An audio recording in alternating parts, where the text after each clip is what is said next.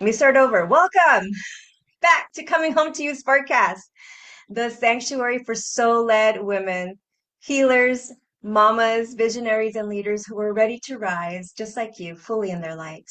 Here we remember what it means to come home to ourselves, beyond the noise, beyond the expectations and the roles, because coming home to you is not a destination, it's a devotion.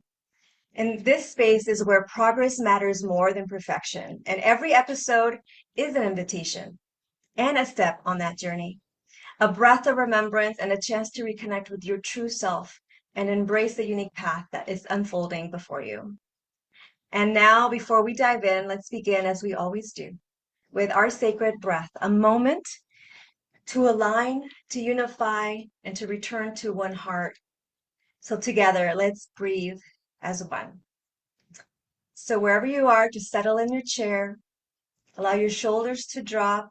If it feels safe to do so, close your eyes. Place one hand in your heart and the other in your womb, in the belly.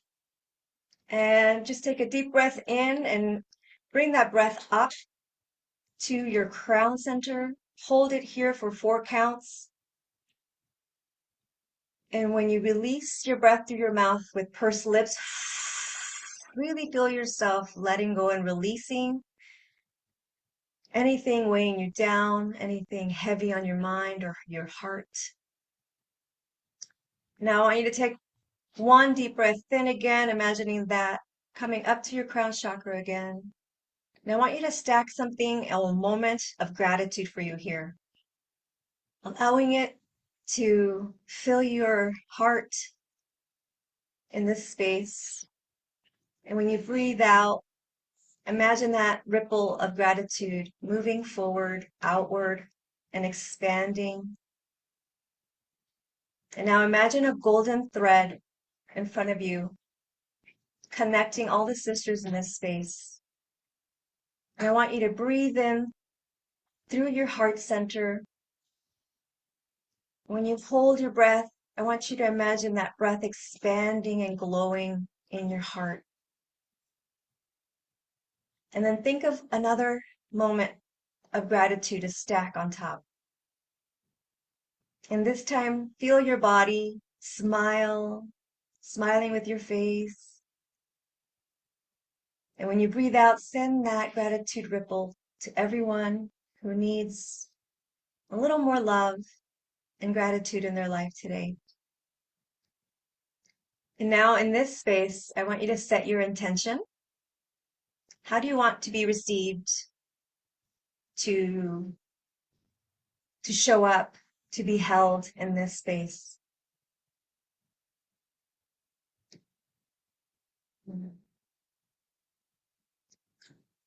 And with that, in one breath and one heart, we may begin.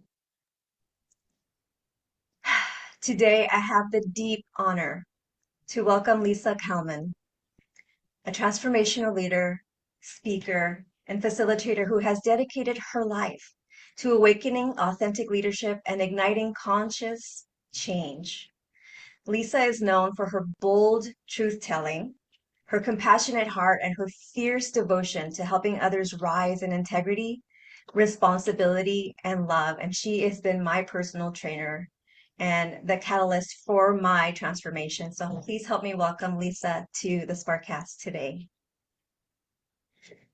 Hi, Hi, welcome. thank you. Happy to be here. It's lovely. Thank you for that breath. I'm so centered. Yay.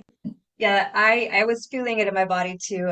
And when I was just thinking of introducing you, I just really was filled with so much gratitude of having you here. So I just wanted to say thank you really from the bottom of my heart. It's going to be such a special treat. So wherever you are, please grab your cafecito, turn off your distractions. This is definitely the episode that you do not want to miss. You want to be taking notes because we are in for a special treat. And so, Lisa, we start where we always start, in that beginning, that moment where you were saying enough is enough, and you're rooting back into your identity and grounding back into your truth. And your journey as a transformational leader really spans decades of Yes. guiding others Yeah. through awakening and breakthrough. Can you please share with us a story of what first called you to this path and how did it shape the leader that you are today? Yeah, it's fascinating. I was thinking about my beginnings, and I didn't know in that moment that it would lead me to the career I've had. 'Cause, as you said, I've been training, facilitating for the last 37 years. I'm going on year 38 in 2026. And I remember a moment that sparked my commitment to people, humanity, the world. I don't know what you want to call it. I was 14, and we were just talking about our kids because you've got kiddos that age. My twins are 15. I'm not noticing a lot of world awareness, from mine, but whatever that was for me. It was 1972. I'm that old. Yeah, most of you weren't born then.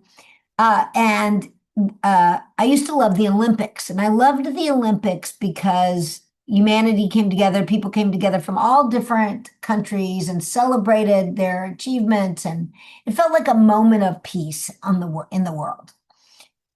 And in 1972, the games were in Munich, Germany, and there was a tragedy where these terrorists came in and murdered almost all the Israeli athletes.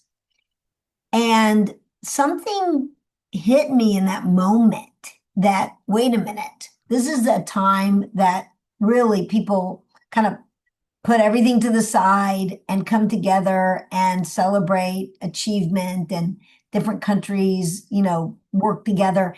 And this happened. And I would just remember being like, emotionally, spiritually, uh, sort of woken up to, wait a minute, this shouldn't be happening. And from there, I think something sparked in me, and I participated in several youth groups then following that, and found my way through my own participation in transformation. But I do think that was my awakening to, wait a minute, there's got to be a better way for humanity to live together. So, we never know when things occur, what kind of path it's going to set us on. It's crazy. So that's kind of how it started. Wow, that's Mm. so true. There's many moments like that that even passes by when we're not paying attention or really grounding in that, and it keeps happening until we finally wake up to it. Yeah. And it does unfortunately take a tragedy or you going to the hospital or a disease oftentimes for us to stop and pause and Yeah. think there's got to be a better way. What am I doing that's not working right now? So I love everything that you shared, and it's just amazing how your life has really, how many lives you've impacted because of that one moment decision that you made. Yeah. And a lot of the times, the important thing is the reframing and overcoming those Hmm. limiting beliefs. And Hmm. so much of your work really centers on breaking through those limiting beliefs and reclaiming your personal responsibility. Yeah. Can Yes, right? So can you share a moment in your own journey where radical responsibility shifted everything for you? Yeah. I, th- I think, I went at 14, I went along, went to high school, went to college. I actually have an MBA, I have a graduate of business, started down a path, uh, in business, really doing kind of what I thought I was supposed to do, and uh, successful. It's 1980s. I was successful as a financial planner, actually investment manager. And I remember participating in transformational work. And again, that spark that I think we all have it. I think our sparks either get ignited or they don't, or they keep getting ignited. Anyway, whatever spark that was for me got ignited, got very ignited. And I remember participating in transformation and then having my career. And then at some point, I just realized that I didn't have a vision. My vision actually had me. So it was that radical responsibility for me was also surrendering to the path that was my path to take. And so I left this cushy job, making really good money, and took a leap into becoming learning to be a facilitator, a coach, a transformational trainer, and without any evidence, just took that leap of faith. And it's been the difference. And I think the radical responsibility is trusting and choosing to follow what I knew in my heart was my path. Because I could have easily stayed and done that and done the thing and followed the path, and all my high school friends did and college friends did, and my life would have been fine. It would have been great. And that there would have been no like tragedy in that. And that trust, radical responsibility takes, I think, deep trust. So, Mm. yeah. Yeah, because I think what you said there about having no evidence, right? And I think for me, the one thing that stopped me was that I needed to have, well, what's going to happen if this happens? What's going to happen if that happens? And I think um, one of the things I'm teaching my kids, like we talked about our children, is being responsible for their part in things. It doesn't mean that they're bad. It doesn't mean that they're not good people. It's just being responsible for your part, and that really can show up in trusting that no one's going to judge you or criticize you or have you be small in that moment. So you said something that the vision had you. I want to know, like, how did that feel when you felt the vision? You didn't have the vision had you. And that stood out to me, and I want to hear a little bit more about that. Yeah, it was something that felt bigger than me. And I, I have a sense that, I mean, you said, there's some mamas on here that, as women are starting a family and getting pregnant, like it becomes bigger than them. And not just because we're responsible for another little being, but there's something that feels I felt called to it. I mean, practically, like it's what I thought about all the time and what I wanted to spend my effort and energy on. Like you, I did transformational work, and then I still had my career, and I would volunteer, and I would learn, and I would be in service, and it became something that I just really wanted to do all the time. And ultimately, I just knew that if I was going to, be fulfilled in terms of, and I think we all have our purpose and I think it's dharma, in that, in the, sort of Indian, Vedic or world.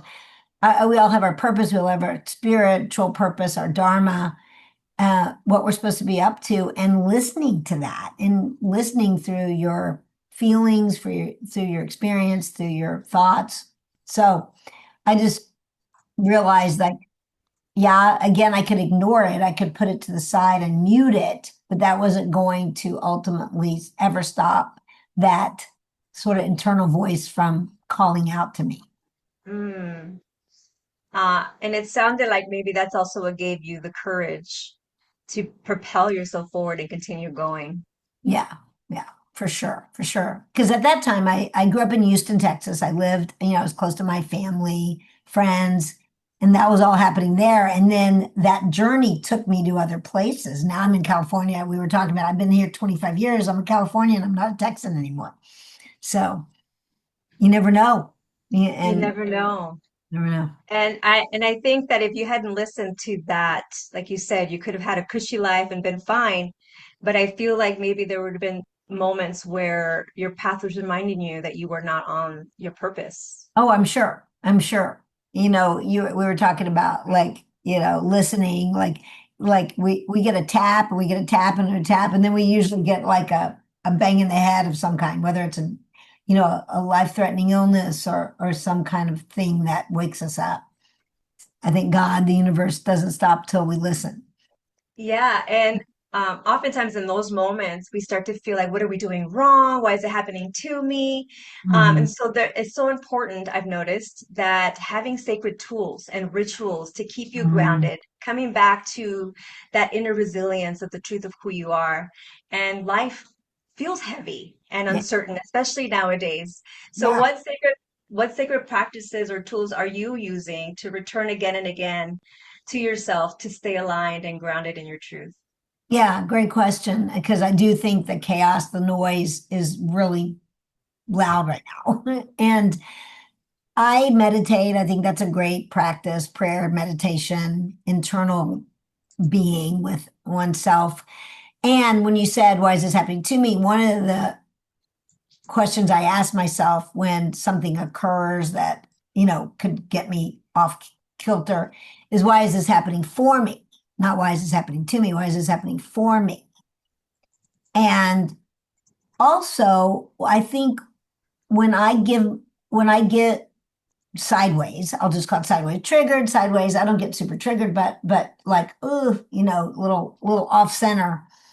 I'll also remember, and I think it's this quote is attributed to John Lennon, and I'm not totally sure on that, but I think so.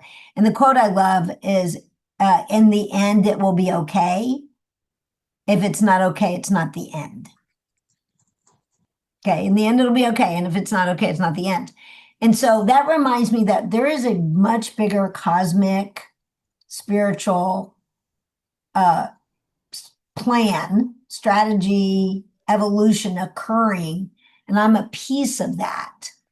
And if I can get myself to, I'm one life in billions and billions of years of humanity, or millions of years of humanity, billions of years of the planet, and the cosmos. Okay, how do I want to best utilize my life? And I have a belief that either we're adding value while we're here as physical manifestations on the planet, we're either adding value or we're taking value. We're either adding value or we're like sucking value. And so if I can remember, okay, all of this has a bigger purpose, bigger sort of opportunity, and how do I get the bee to add value, then it keeps me more grounded. And I get off kilter sometimes for sure. I love that. Asking yourself, first of all, yes, I heard that often. What if it's not happening to you, it's happening for you. And I've often heard myself going even a step further and saying it's happening through you, Yeah, yeah, that's good too. Yeah. right? And I love what you said because it really resonated with me. Asking, am I adding value in this moment or am I sucking the value away? Mhm. Um, and I think that can really ground me in the moment. And and that reminds me of asking myself, am I choosing the relationship or am I choosing to be right? Is what I heard in that Right, also. right. Yeah. Yeah. And we, Oh, all I was going to say is, if we want to be right, then it means inherently that somebody else has to be wrong. So I think, yeah, am I choosing the bigger purpose here, the relationship, the opportunity to be my sole purpose self, or am I choosing to be right about my point of view? Yeah, I think that's great. yeah, and as moms, I think it gets kind of muddied, right? Because we see ourselves as the authoritative, guiding them. And, my goal is to have them be resourceful, responsible, loving, caring adults. And oftentimes I find myself like forgetting that they're also their individual. And Hmm. I get to assert myself, but not have to be right about something. And I think they open up more and they're willing to be vulnerable with you if you didn't make them feel wrong about something. And I think that's everybody. Yeah, I think so too. I was thinking about, if I don't sort of stay, like, make a point and be on the point and like keep pressing it, whatever it is about, my boys will almost always come to it. They'll get themselves there. And so I think if I can trust that, and as parents, if you can trust that we've set a foundation for our values and being, loving, caring, family unit, etc., then to trust that it's landing. It's hard because I want it now and I want it yesterday and I want it,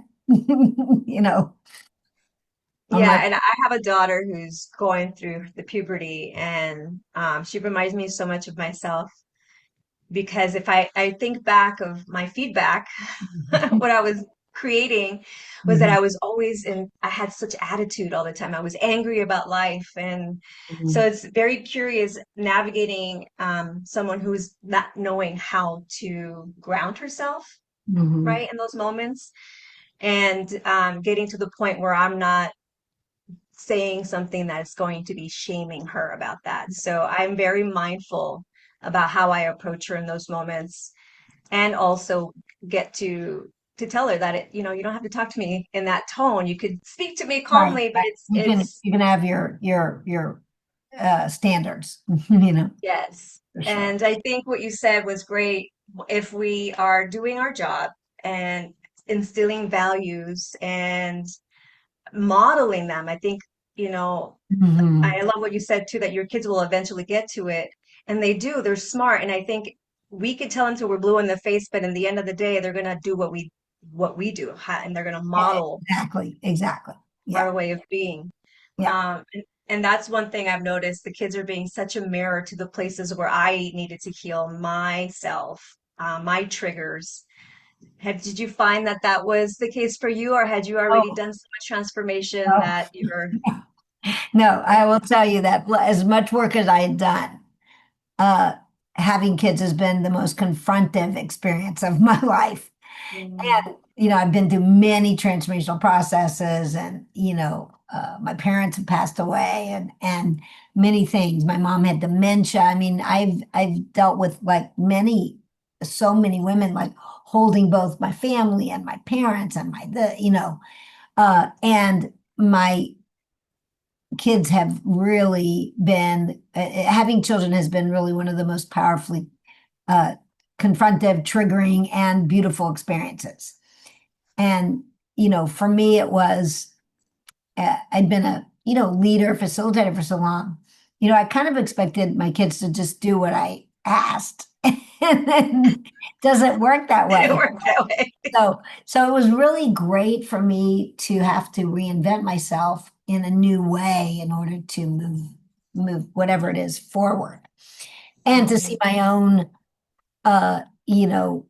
expectations. I have one of my favorite quotes, and somebody found the author of it. It's not mine. One of my favorite quotes also is expectation is premeditated resentment. Mhm. And so there I was expecting certain things at certain ages, and they're changing every day. Like as soon as I got used to one age, sort of the developmental age of or developmental, kind of how they were in one age, boom, it was a different moment, like completely different kids. So it was great. It's been great feedback for me about resilience and openness, surrender, trust. I mean, it's it's good stuff. It's good stuff. And Marriage it's can be not the same way. Marriage can be the same way. Yeah. marriage or any intimate relationship, business partnership, Yes. parent relationship. Yeah. Um, Yeah, and I think a lot of it for me, like we said earlier, you mentioned about it not happening to you, but happening for you. And the relationships are also mirrors for us, and where we get to expand our awareness and our capacity for love and compassion and understanding. And I think the key is what you said earlier, is reinventing yourself. Hmm. Like there's power in that. Yeah. Yeah. Not getting stuck in who you think you have to be, or who the expectations. Like in the beginning of this, I always talk about getting past the noise of the expectations and the roles, um, Hmm. because oftentimes we can get lost in that, and we lose our identity. It took me a while after becoming a mother. I was just like, I used to be fun. what happened to that? What happened to that girl that like was the fun aunt and who had so much energy and just could play? And it was interesting how easily I got lost in the role of mom, and I lost Margarita. And it's taken me to have people like you who are mentors and trainers in transformation, who are going to be a loving interruption in my life to see my light Yeah, and help me remember the light within me. Because we can, sure. I think society, right, is so focused on what's wrong and what's broken that we forget that what you focus on expands. Absolutely. Absolutely. And one thing I want to add to, when you're in a very deep, connected, intimate relationship with someone, again, whether it's marriage, romantic, parenting, sibling, best friend, business partner, etc., we have to, as human beings, validate our story through other people. And by story, what I mean is that sort of historical uh, way you have looked at life, protected yourself. I was loved as a kid, no abuse, like never, never had any abuse. And I still developed a story in order to protect myself, just, and then I think about, I train many people who've had physical abuse, sexual abuse, trauma, abandonment, whatever. So once we sort of get that protective story in place, we have to find people who validate it. So the beauty of a relationship in any kind of long-term way is that you're validating your story, the other person is validating their story, and you have to actually let the story go in order to uplift the relationship. It's like the perfect, setup, you know. Do you find that that's where people really get stuck the longest, is letting go of that story because it's like their identity? Yeah, absolutely. I mean, that's the training I do most often called Breakthrough, which you're familiar with, is really about breaking through that already existing belief system that we've made as our identity, and not saying get rid of the qualities that work about you and that are amazing. It's like getting out of the attachment to it long enough to find out what else can emerge, Mm. what Letting beauty. go of the attachment. Yeah. I got chills at that one. Why do you think we get so attached to that when it's something that we fight so hard to want to change about ourselves? Why do you think we get so It's like anything. It's stuck? it's because we get used to it where it's comfortable. Look, I invite everybody who's listening to this live or later, just try putting on your pants, your trousers, whatever you put on, starting with your other leg. Just do that, and it's highly uncomfortable. You're like, what? Like I did. Somebody invited me to do that once. I'm like, what? Like, you know, just that, which of course isn't going to hurt anything, is not going to affect your emotional experience. It's not going to affect your money or your job or your kids or your health. Just that is difficult for us. Imagine shifting how we've looked at this, lived our life. Well, this is why we have such, I would say, conflict in not just our country, but all over the world. It's like we're attached to whatever beliefs we think are not only so, but also that are gonna, serve us or the future. And when there's two opposite beliefs that are both right, all you can have is conflict. Hmm. And it's simple, is what I'm hearing often in these interviews. It's really a simple thing, but it's so hard. Yeah. Oh, yeah. Well, our ego, which is important, we can't like be egoless, is attached to the identity it thinks it is. And in that, it's our protection. So identity is a huge motivator in an unconscious way. So, for example, I always say this as an example because people can relate to it. We've all know couples who've been married 50, 60, 70 years. They stay married their whole life, a whole adult life. And then one spouse dies, and then very often, quickly, the other spouse dies too. Mhm. And that's because they became their marriage. That's all there was. So, well, I don't have that. So why have a life? Or we've heard of moms whose last child goes off to college and they become very depressed because all they were was mom taking care of kids. Or divorces can trigger this or etc. So in identifying who do I think I am? I'm not I'm not my job. I'm not only a mother. I'm not only a transformational leader.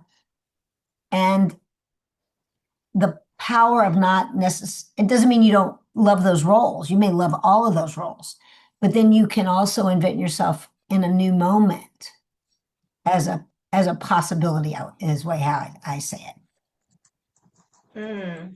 Yeah, I mean we're in deep territory here. I know, and it's so good. I because when I went through the training and the breakthrough, it was just like, oh my gosh, yes, aha moments left and right, and transformation left and right, feeling the expansion, and then I had moments of contraction. Yeah. Or I had my community telling me that's not who I know you to be. Who is this fraud person? Like, what's going on?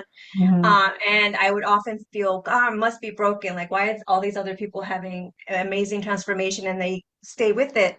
But I realized that it really is a ritual, and to give Yes. myself grace in each moment, that I'm creating a new habit after being this habitual identity for X Yes. amount of years. Well, Uh, and we to follow up with that, we train people how to relate to us. So if for 10, 15, 20 years, 30 years, you've been a certain way, and then all of a sudden you've expanded and found some up leveling, enlightenment, transformation, call it what you want to call it, the people around you are used to the other self. It doesn't mean they don't like the new self you're being.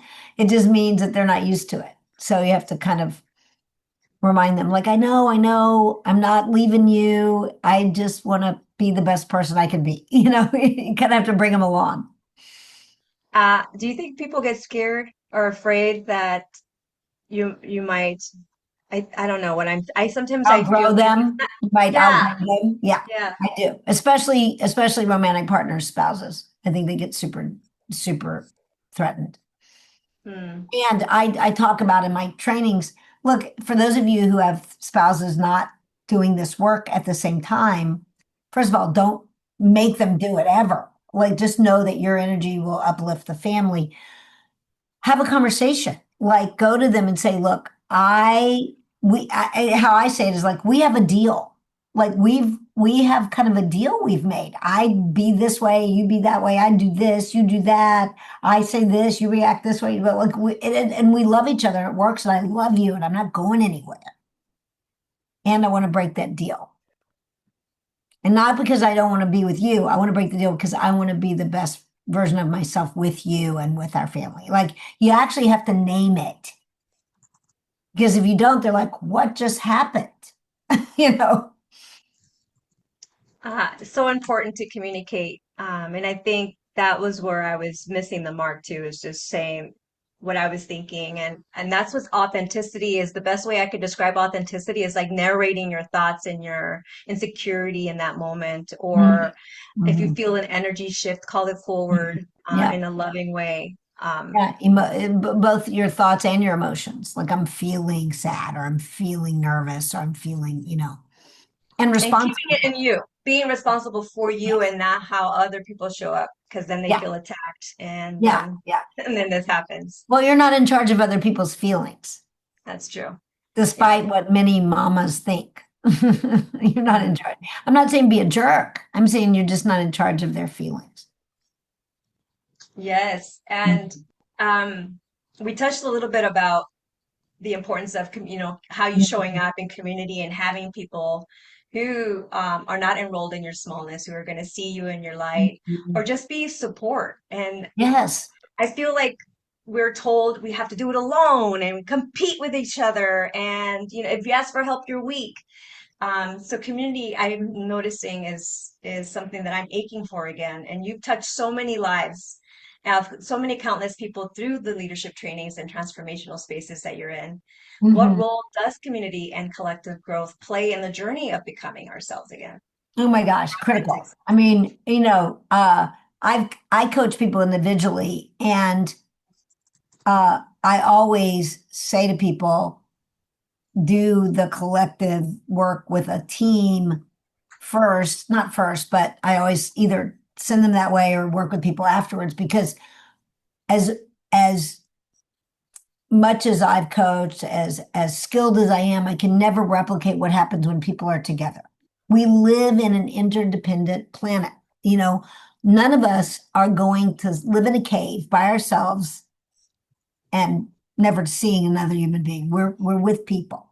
So the very fundamental uh, value is number one, it's how we get feedback. You know, feedback is information coming back to us, but it's how we get feedback. Okay, how am I being, is how I'm being working, as how I'm being not. Like you were just saying, when you came out of the trainings, you had an experience, and maybe they didn't understand it ever, but so they were giving me feedback like, hey, wait a minute, either we're not with you or, you know, whatever.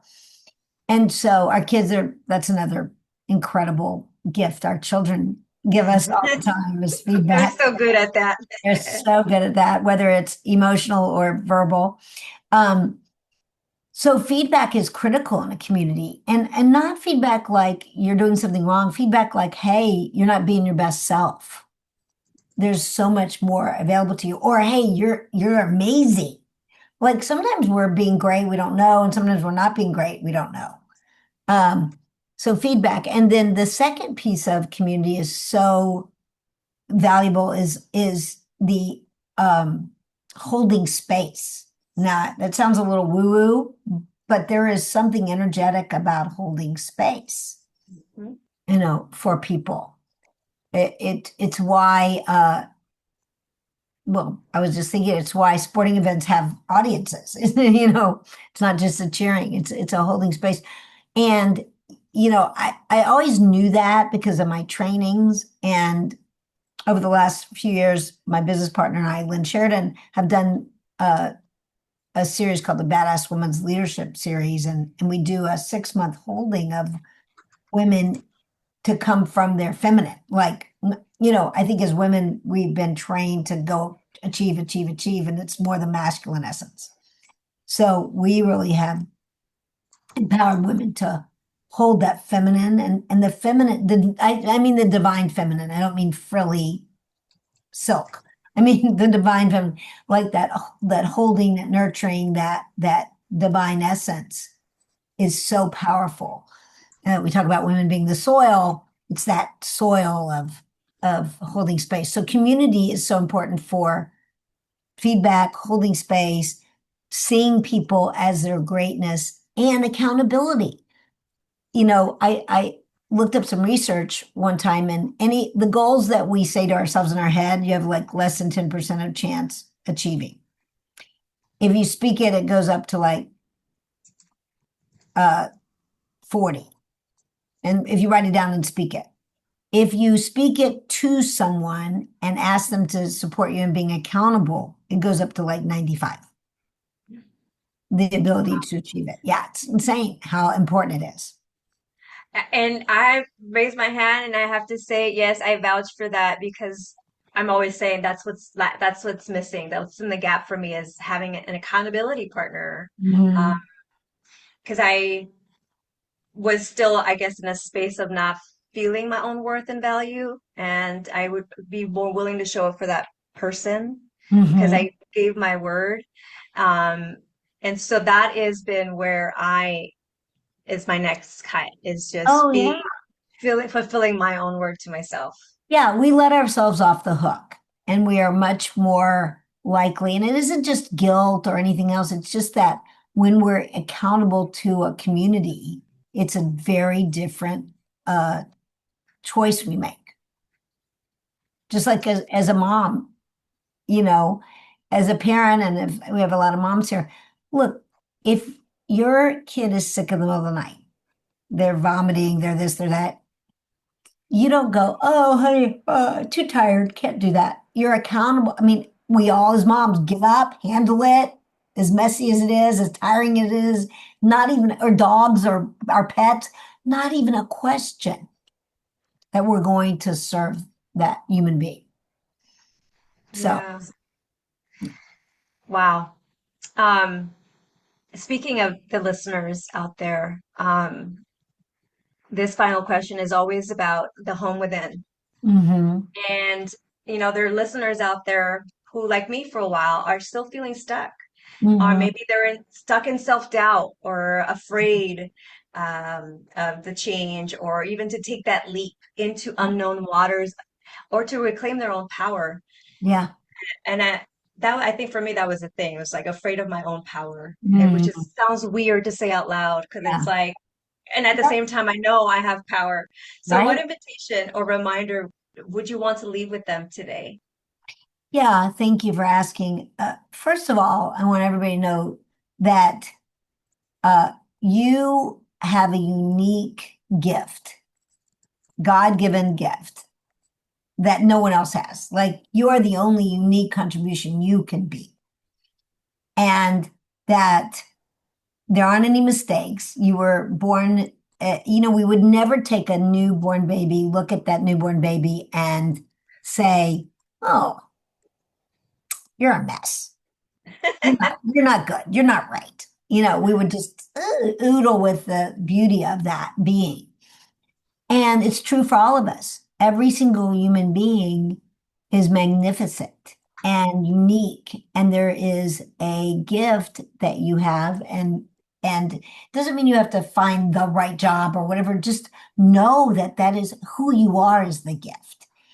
And what I would say is if you have had a history of past, I'm going to call it programming because I think everybody understands that past programming where either you didn't feel enough or unworthy or shut down or abused or whatever, get the support you need to let that crap go. It's not who you are today. It's not who you are tomorrow. And you have a new moment. Just like if you're a mom and your kid does a, crazy, jerky thing 2 days ago. I mean, my kids were toddlers and they did whatever.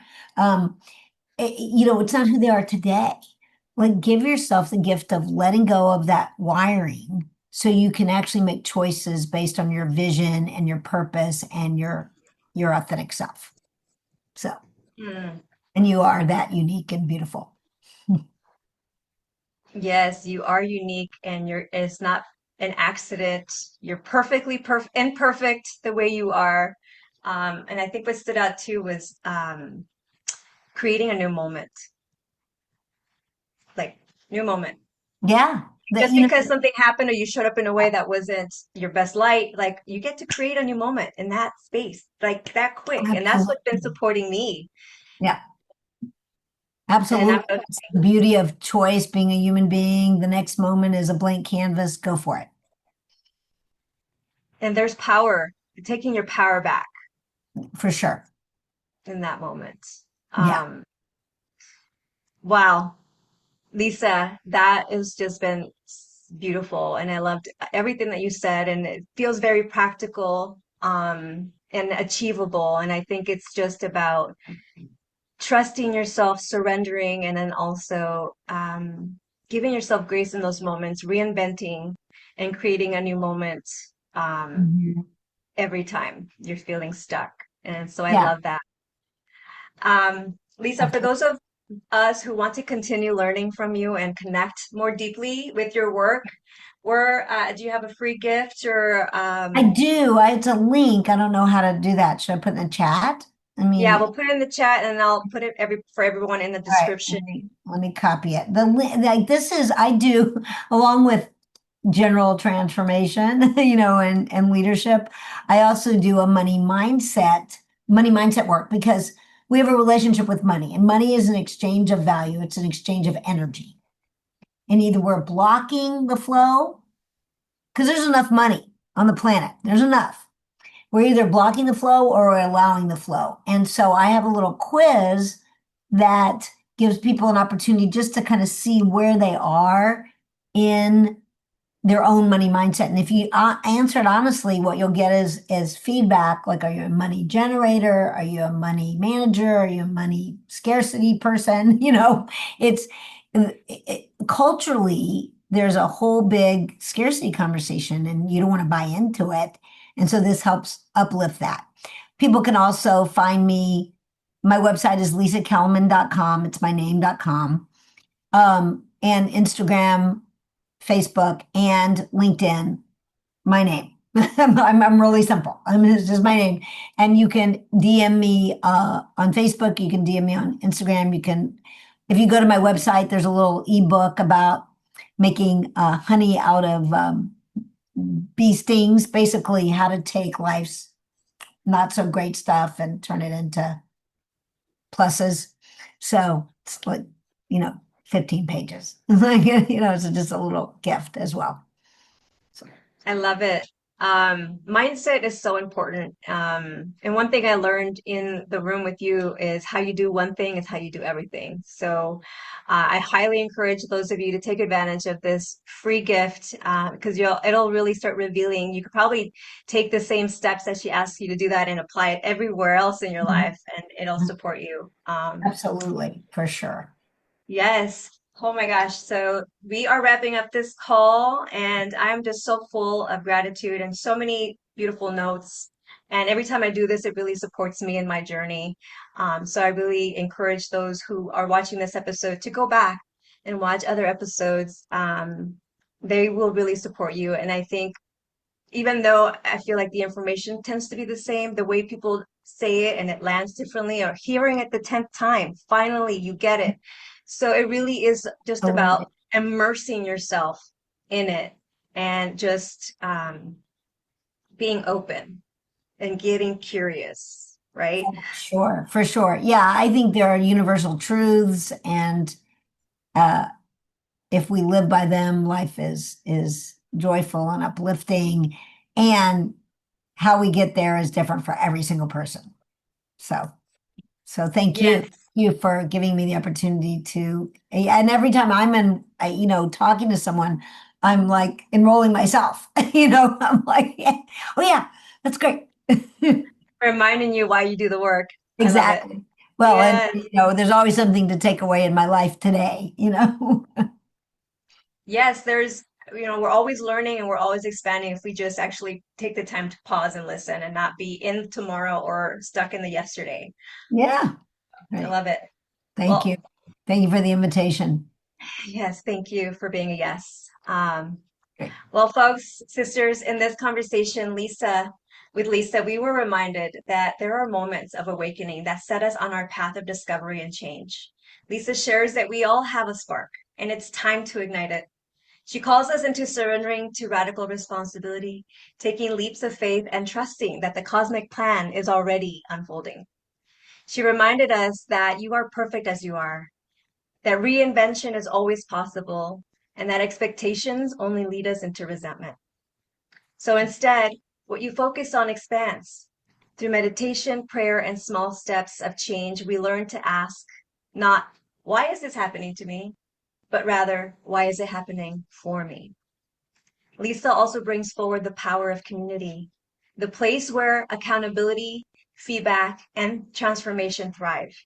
Yeah, for In sure. community, yes, we remember our unique God-given gifts and we learn how to hold space for one another. And we realize that there are no mistakes on the path of becoming, and you can create a new moment. So if this conversation sparked something within you, if you had your heart open just a little more, or maybe you felt seen, heard, or not alone, please share this and subscribe to our channel.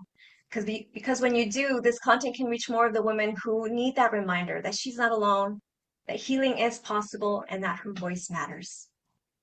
So remember, you're exactly where you're meant to be. Until next time, sisters, keep shining your light, keep rising, and keep coming home because you matter and you are enough exactly as you are. I am your host, Margarita Rose, here with Lisa Kalmin, and this is the Coming Home to You Sparkcast. We'll see you next week, same channel, same spark time.